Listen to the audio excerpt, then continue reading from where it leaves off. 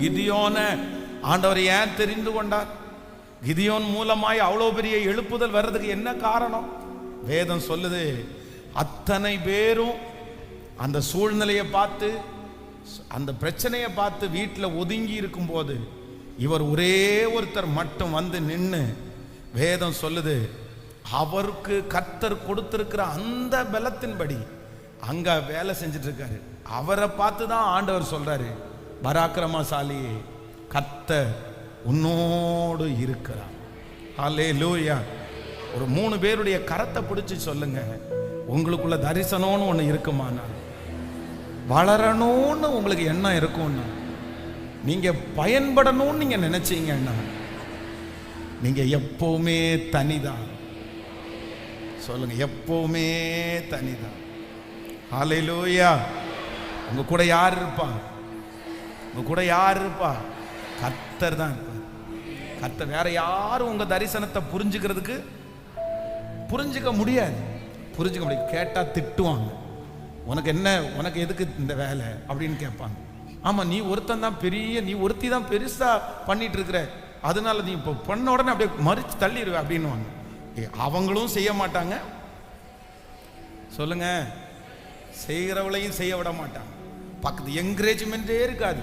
நம்ம ஏதாவது நீங்க திட்ட போங்க, உடனே அப்படியே குறுக்க திரும்பிடுவாங்க. கேட்டாங்களா?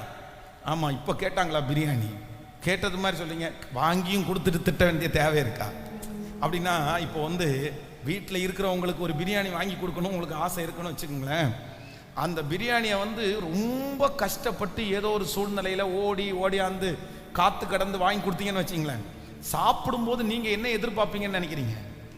ஒரு தேங்க்ஸ் சொல்லி நல்லா இருக்குது, எப்படி வாங்கினீங்க, இல்லை எப்படி வாங்கினம்மா, எப்படி செஞ்சீங்கன்னு கேட்கலான்னு நினைப்பாங்க. ஆனால் சாப்பிட்டு முடிச்சிருவாங்க, ஒரு தேங்க்ஸ் ஒன்றுமே இருக்காது. உடனே உங்களுக்கு என்ன வரும்? இவ்வளவு போய் இவ்வளோ கஷ்டப்பட்டு பிரியாணி வாங்கி கொடுத்து தின்னுட்டு ஒரு நன்றி கூட இல்லாமல் நல்லா இருக்குன்னு கூட சொல்லாமல் இருக்காங்க பாருங்க அப்படின்னு கேட்டு ஒரு வார்த்தை பேசுவீங்க.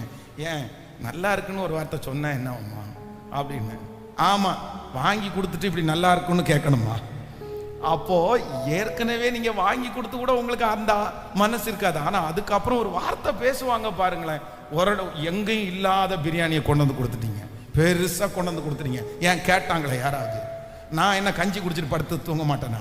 எனக்கு இது கிடையாது அப்படின்ற வார்த்தை சொன்னா சிலருக்கு அப்படியே மனசே உடஞ்சு போய், என்ன எதுக்குடா இவங்களுக்கெல்லாம், என்ன தலையாட்டுங்க, எதுக்குடா இவங்களுக்கெல்லாம் செஞ்சோம், அமைதியா இருந்திருக்கலாமே அப்படின்னு தோணும். ஆனா ஒண்ணு நினைச்சுக்குங்க, நீங்க தலைவன், நீங்க தலைவி, நீங்க தலைவன், நீங்க தலைவி.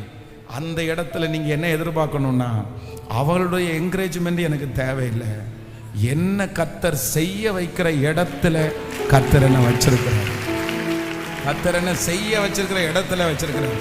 இன்னைக்கு தெரியாது, ஆனா ஒரு நாள் ஆண்டவர் உங்களோட இருக்கிறதை பார்ப்பார்கள். ஹல்லேலூயா. நீங்க அநேகம் பேருக்கு ஒரு எடுத்துக்காட்டாய் மாறுவீர்கள். கர்த்தர் அநேகருக்கு முன்பாக உங்களை சாட்சியாய் நிறுத்துவார். நீங்கள் தலைவன் ஆகுவீர்கள், நீங்கள் தலைவி ஆவீர்கள். அன்றைக்கு உங்கள் நிமித்தம் கர்த்தர் மகிமைப்படுவார். ஆமென். பாடுவோமா? சொல்ல போறோம், சோர்ந்து போக மாட்டேன். சொல்லுங்க, தலைவன் எப்பொழுதும் தனிமைதான், தலைவி எப்பொழுதும் கேட்கல. நம்முடைய உணர்வுகளை அவர்களால புரிஞ்சுக்கிறதுக்கு, நம்ம சொல்றத அவங்களால புரிஞ்சுக்கிறதுக்கு, இந்த 100 நாள் ஜபத்தை ஜபிக்கிறத அவங்களுக்கு சொன்னா சிலருக்கு என்ன பண்ணாது? ஹலோ, புரியாது புரியாது புரியாது. ஆனா நான் நம்புறேன், கர்த்தர் புரிய வைப்பார், அவர் புரிய வைப்பார். இந்த ஜபத்துல கலந்து கொண்டதனுடைய அடையாளத்தை கர்த்தர் காண பண்ணுவார். வெற்றி உண்டு, வெற்றி உண்டு. ஹல்லேலூயா. எனக்கு இன்னொரு சம்பவம் ரொம்ப ஆச்சரியமா இருக்கும். ஆண்டவர் மத்தியானம் பசிக்குது, சோறை வாங்கிட்டு வாங்கன்னு சொன்னா அவரை மட்டும் தனியா விட்டுட்டு மொத்த பேரும் சோறு வாங்குறதுக்கு போயிருக்காங்க பாருங்க. எந்த அளவுக்கு இருக்கும்? யாருக்கு? இவர் ஒருத்தருக்கு சோறு வாங்குறதுக்கு 12 பேரும் போயிட்டாங்க பாத்துங்களேன். இது என்ன, ஒரு 3 பேர் நின்றுட்டு ஒரு 4 பேர் போனா கூட பரவாயில்ல, எப்பா மதியானம் சாப்பிட பசியா இருக்குது, போங்க ஏதாவது சாப்பாடு வாங்கிட்டு வந்தாங்கன்னா, அதுவும் அந்த நேரத்தில் ஒரு கிணத்துக்கு பக்கத்தில் இவர் தனியா இருக்கணும், அந்த இடத்துல தண்ணி எடுக்கிறதுக்கெல்லாம் வருவாங்க, எதுவுமே இல்லை. இவர் பாஸ். இவர் ஒரு திடீர்னு ஒரு கூட்டம் வந்து ஒரு 10,000 பேர் 5,000 பேர் இவரை சூழ்ந்துட்டா என்ன பண்ணுவாரு?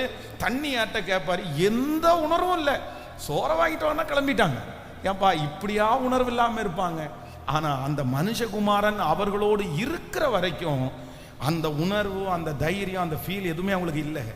ஆனா என்னைக்கு ஆண்டவர் எடுத்துக்கொள்ளப்பட்டு இவங்க கையில ஒரு பொறுப்பு வந்துச்சோ, அவங்க தலைவனா மாறிட்டாங்க, அவங்க தலைவியா மாறிட்டாங்க. நான் நம்புறேன், கவலைப்படாதீங்க. உங்க பிள்ளைக்கு கர்த்தர் அப்படிப்பட்ட ஒரு உணர்வை கர்த்தர் தருவார். அந்த மகனுக்கு ஒரு பொறுப்புள்ள வாழ்க்கையை தருவார். அந்த பிள்ளைங்க சீக்கிரமா பொறுப்புல வருவாங்க. மனைவிய கர்த்தர் பொறுப்புல கொண்டு வருவார். கணவனுக்கு அந்த பொறுப்பை கர்த்தர் தருவார்.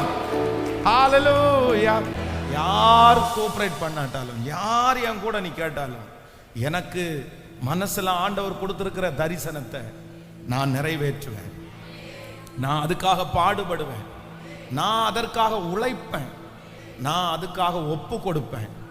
இந்த கான்செப்ட், இந்த தரிசனத்தை விட்டு வலதுபுறமும் இடதுபுறமும் சாயவே சாயாதீங்க. இது தேவன் உங்களுக்கு கொடுத்திருக்கிற பெரிய வரப்பிரசாதம். இது யாருக்குமே இப்படிப்பட்டது கிடைக்காது. ஆனா உங்களுக்கு இப்படிப்பட்ட ஒரு தாகத்தை ஆண்டவர் உங்களுக்குள்ள வச்சிருக்கிறாருன்னா, ஆண்டவர் உங்களை ஏதோ ஒரு பெரிய அளவில் கர்த்தர் உங்களை பயன்படுத்த போறாரு. கர்த்தர் பயன்படுத்த போறாரு. கர்த்தர் பயன்படுத்த போறாரு. நான் நம்புறேன், நீங்க நிறைய பேர் உயிரோடு இருக்கும் போதே அதனுடைய அற்புதத்தை பார்ப்பீங்க. இன்னும் சிலரை ஆண்டவர் வந்து எடுத்துக்கொண்டதுக்கு பிற்பாடு உங்களை குறித்து சொல்லுவாங்க பாருங்க, நீங்க எவ்வளவு தூரம் இருந்தீங்கன்னு அப்பதான் சாட்சியாய். அதனால ஆண்டவருடைய பிள்ளைகளே, இது ஒரு ஸ்பெஷல் கிஃப்ட். மற்றவங்க பொறுப்புணர்ச்சியே இல்லாம இருக்கும்போது உங்களுக்குள்ள ஒரு பொறுப்புணர்ச்சி இருக்குன்னா, நீங்க ஆண்டவரால ஸ்பெஷலா அழைக்கப்பட்ட ஆண்டவருடைய பிள்ளைங்க. அதை யாருக்காகவும் என்ன பண்ணிடாதீங்கன்னா, இழந்துடாதீங்க. ஏசப்பாவை முன்னாடி கொண்டு வந்து நிறுத்திடுங்க. அவர் உங்களுக்கு சொல்லி தருவார். நானும் தனிமை தான்ப்பா, 12 பேரை கூப்பிட்டா கூட ஒருத்தரும் கூட இல்லைப்பா. அதனால என்னுடைய ஆண்டவர் அவருடைய வேலையை விடவே இல்லை. அவர் செய்ய வேண்டிய காரியத்தை விடவே இல்லை. நீங்க பார்த்துக்குங்கன்னு சொல்லவே இல்லை. அவர் நின்றார். ஆனால் அதற்கு பிறகு அவருடைய சீடர்களுக்கு அது திரும்ப அவர்களிடத்தில் போனது. ஆமேன்.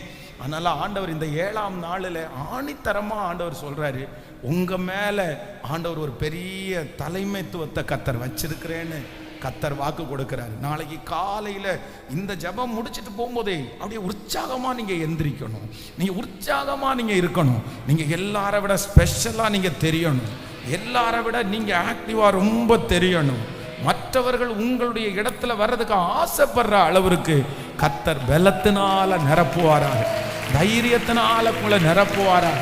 கர்த்தர் உங்க எல்லாரையும் ஆக்டிவா கர்த்தர் வைப்பாராக, பலமாய் கர்த்தர் வைப்பாராக. ஹalleluya.